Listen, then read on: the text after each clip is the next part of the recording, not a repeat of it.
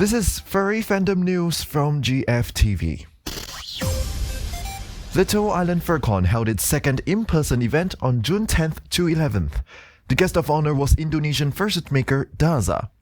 300 furries from around the world gathered at one of the world's famous tourist attractions to celebrate furry culture. Some furries among which also had a tour of the Singaporean skyline a day before. A tourist bus was booked. Furries visited the Singapore Flyer, the Merlion, Gardens by the Bay, and Marina Barrage.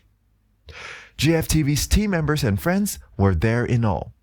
The Hello Spot sign was one of the icons at LIFC, making a space where new attendees can safely make new friends. It was successful. 14 first-time furries and attendees met together, leading to a rather emotional moment during the sunset. Since then, the bond among the newfound friends is growing strong. After all that post-con depression from LIFC, GFTV held its Furmeets for the first time. 10 attendees joined. From destroying washing machines to shattering bowling pins, it's a lot of fun. Nice! The Furmeet eventually ended with a visit to iLight, a pop-up light art installation at Marina Bay Sands. Anthrocon is the world's biggest furry convention. But first, the current record holder, Midwest Fur Fest 2022 with 13,641 attendees. Today, Anthrocon 2023, 13,644 attendees. Those three furries are the tiebreaker.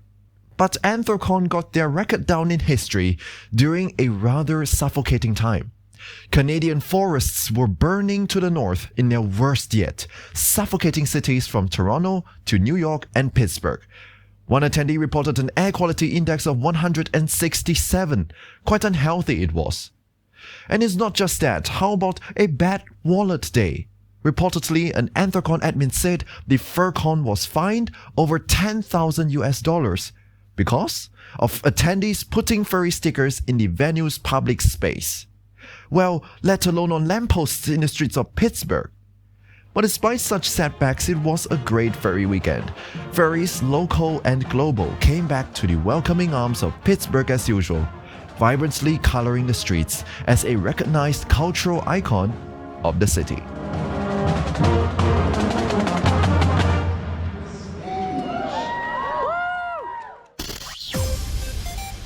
In time with some new things, Snorlax has spawned at Pokemon Center Singapore, the only Pokemon center outside of Japan.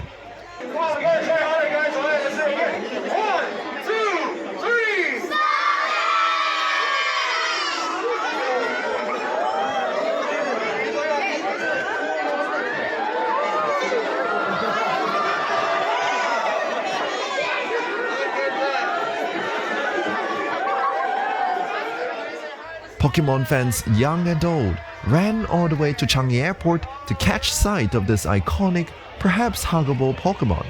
So long as if it wants to sleep, you get out of the way. Staff also presented a new Pokemon Go companion device, the Pokemon Go Plus Plus. It doubles as both an auto Pokemon catcher and also a sleep monitoring device. It will go together with Pokemon Sleep. As its name suggests, it is a Pokemon-themed sleep monitoring app.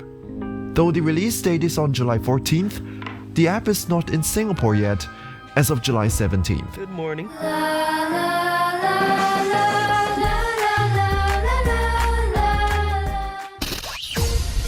That's all Furry Fandom News. For more furry news, visit bit.ly/furrytv.